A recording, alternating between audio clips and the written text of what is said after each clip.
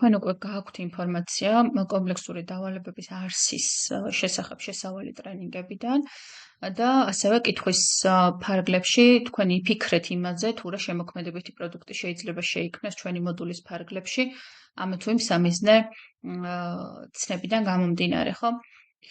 მოდით კიდევ ერთხელ დავაზუსტოთ, რომ კომპლექსური დავალება უნდა უკავშირდებოდეს ცხოვრებისეულ კონტექსტებს და თითოეულ სტუდენტს საკუთარი ემოციური, სოციალური შემოქმედებითი ძალების რეალიზების საშუალებას აძლევდეს, რაც თავისთავად გამოიწვევს მათში სიამოვნების, კმაყოფილების, სიამაყის განცდას.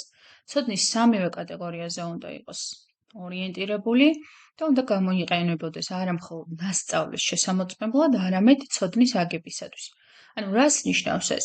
რეალურად, როდესაც რაიმე სახის პროდუქტი იქმნება სტუდენტის მიერ, ეს შეიძლება იყოს კვლევითი პროექტი, ესე, ინტერვიუ და ასე შემდეგ, ეს პროდუქტი წარმოადგენს სწორედ მის ცოდნათა ორგანიზების ურთიერთდაკავშირების შედეგს. ახლა რაზე მინდა თქვენი ყურადღება გავამახვილო? თქვენ მოდულში შეგხვდებოდათ ამგვარი ჩანაწერი, რომ მნიშვნელოვანია სწავლა-სწავლების პროცესში კაფეო იყოს კავშირი დარგობრივ მოდულებთან.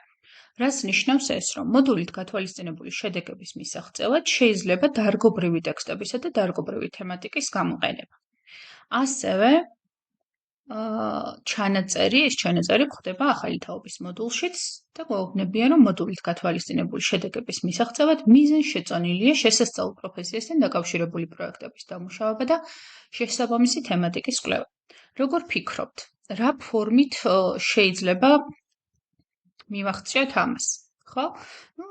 ალბათ ესე დავაწერინოთ მაგალითად სტუდენტს იმგვარ საკითხებზე, რომლებიც უკავშირდება მის პროფესიას, ხო?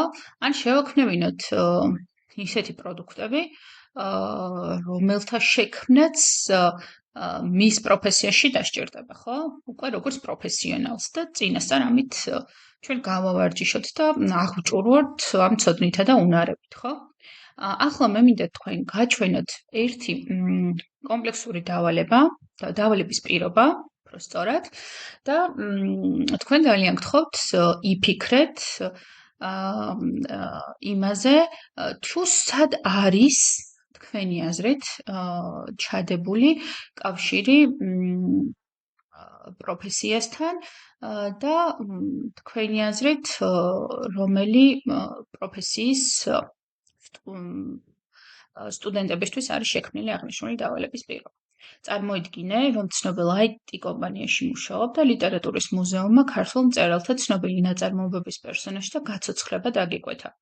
ერთ-ერთი პერსონაჟი, რომლის გაცოცხლებაც მოგიწევს, ბათუა აკაკი წერეთლის პოემა „გამზრდელის“ პროტაგონისტი.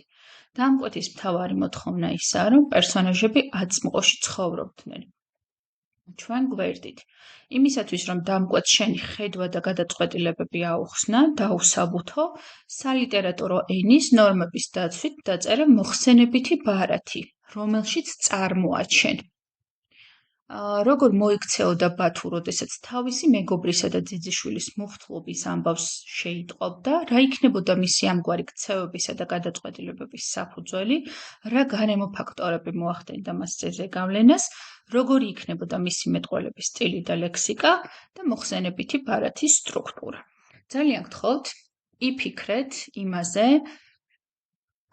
თუ სად იკვეთება კავშირი ამა თუ იმ პროფესიასთან და თქვენი აზრით რომელ პროფესიასთან არის ეს კავშირი და ამ დავალების პირობის კონკრეტულად რომელ ნაწილში ჩანს.